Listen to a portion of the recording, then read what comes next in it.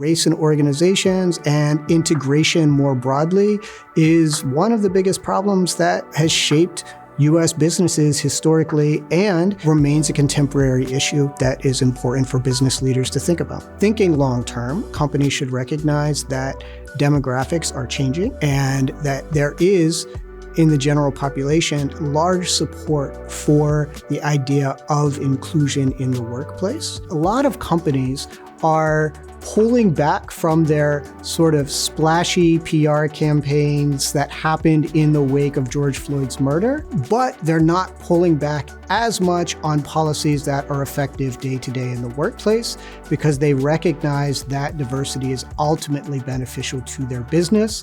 It allows them to gain market share and it allows them to recruit and retain talent, and they don't want to give that up.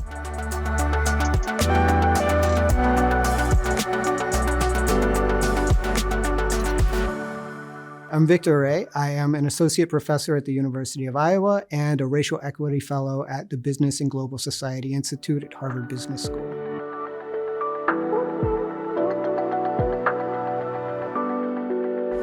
Right now, I'm working on a book on race in organizations and why organizations have been so resistant to full integration. It is important to write about this broadly because I think that, race in organizations and integration more broadly is one of the biggest problems that has shaped U.S. businesses historically and remains a contemporary issue that is important for business leaders to think about.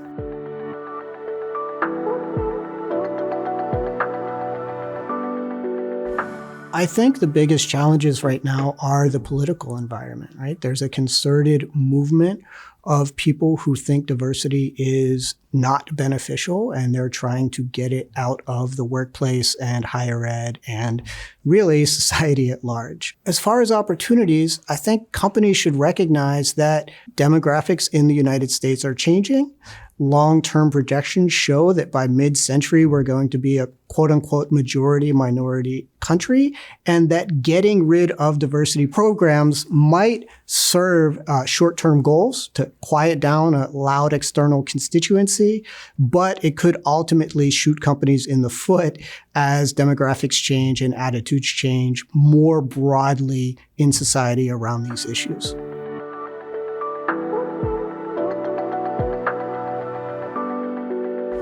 The Supreme Court case in 2023 about affirmative action in higher ed destabilized the regulatory environment that companies had been relying on for decades to think through these issues about diversity and race and gender in the workplace. What we're seeing publicly as a result of that is a lot of confusion until companies try and reach a new equilibrium. And so I don't think there's one trend. I think some companies are pulling back. If we look at, say, McDonald's or John Deere or Bud Light have decided to pull back on their diversity programming, whereas other companies have said they need it moving forward.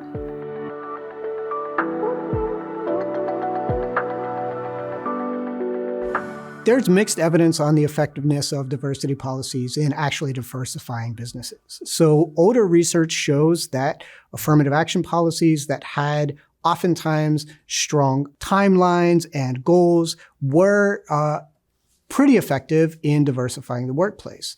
Once those got undermined legally and diversity policies got into place, there's sort of mixed evidence. A lot of diversity policies are relatively superficial and they don't have long-term lasting impact. However, scholars here at Harvard have found that policies that have clear goals, policies that have sometimes mentorship built in to help folks along, and policies that give power to managers rather than blaming managers for failures tend to be more effective in diversifying than others. There's a number of ways that companies measure the effectiveness of diversity programs. One is basic demographics, right? Are folks reflective of the communities that the business serves or that the communities that the business is drawing from? Once people are part of the company, are they moving up as quick as, say, people in the dominant group in terms of promotions and retentions. The other way people think about it is the climate, right? Do folks want to be with the company long term? Smart companies use multiple measures to figure this out. Just like you would with any important business metric, you want to sort of triangulate and figure out what's working well and what areas the company can target for improvement.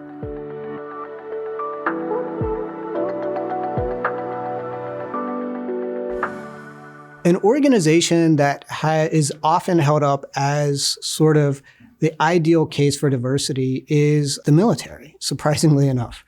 And the military has a strong culture of achievement tied to programs that look for talent among underrepresented groups. And for, at least since the Cold War, the military has recognized that having a diverse military is a national security imperative, and that a diverse military also needs diverse leadership. Now, this isn't to say that there aren't issues in the military. There's still sort of racial disparities in promotion rates, racial disparities in punishment for infractions. However, there is a lot that private sector businesses could learn from the military taking diversity very seriously and cultivating diverse talent and figuring out ways to both promote and retain them. There's been at least one case that upheld the importance of diversity in the military, and the Supreme Court in that case that was based on Harvard and UNC left the historical cutout for the military and said that military academies and the military still can have strong diversity policies because even the Supreme Court recognized the national security interest in having diversity. Now, I would argue that if there is a national security interest in having diversity in the military, there is also a democratic interest in having diversity broadly in our other institutions.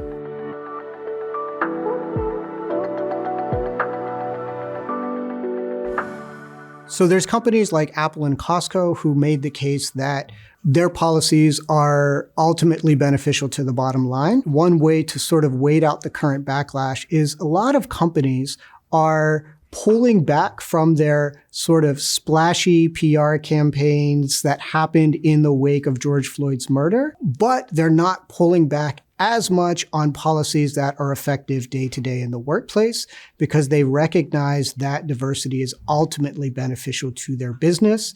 It allows them to gain market share and it allows them to recruit and retain talent, and they don't want to give that up. So one way to wait out the moment is to continue the programs that are less controversial but effective for business.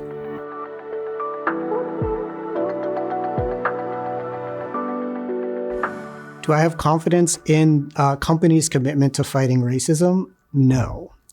And let me explain why I don't have confidence in their commitment to doing this, right? If we think historically about why diversity policies came about in the first place, it was because following the civil rights movement, which outlawed discrimination in the workplace, there was kind of massive resistance to complying with the law. Diversity policies were one way that companies decided they could signal compliance with the law and that, they were sometimes effective, sometimes less effective, but courts looked at diversity policies for a long time as an example of a good faith effort by companies to comply.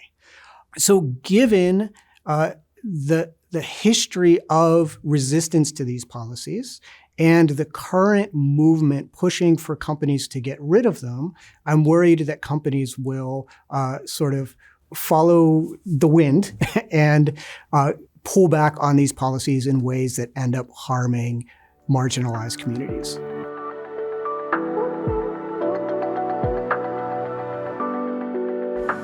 So I don't have a crystal ball, but I do think within the next 5 or 10 years, a new consensus is going to develop around diversity as companies try to adjust to the contemporary regulatory environment and figure out how they can achieve their diversity goals within the new scopes of the law.